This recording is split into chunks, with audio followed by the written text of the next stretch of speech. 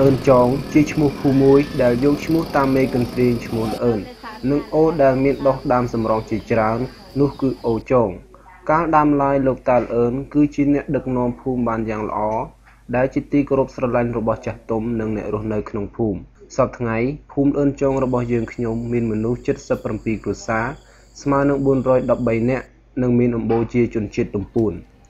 អ្នកភូមិយើងទាំងអស់គ្នាចិញ្ចឹមជីវិតដោយធ្វើចំការវិលជុំដាំស្រូវក្នុងចំការវិលជុំចិញ្ចឹមសត្វជ្រូកមាន់ទានិងដំបាញវត្ថុផ្សេងៗពីឫស្សីនិងបបាញ់សត្វក្នុងព្រៃអ្នកសហគមន៍ភូមិលអឿនចងរបស់យើងមានជំនឿទៅលើអារក្សអ្នកតាព្រៃភ្នំមិនខុសពីសហគមន៍ជនជាតិដើមភាគតិចដទៃទៀតនោះទេ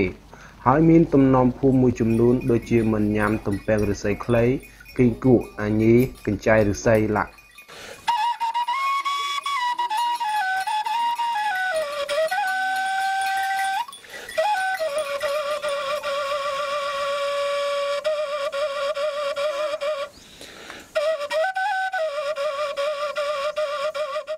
នៅក្នុងភូមិលឿនចងហ្នឹង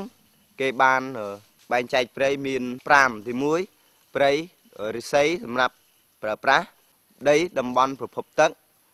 នៅក្បែរភូមិព្រៃអរិយ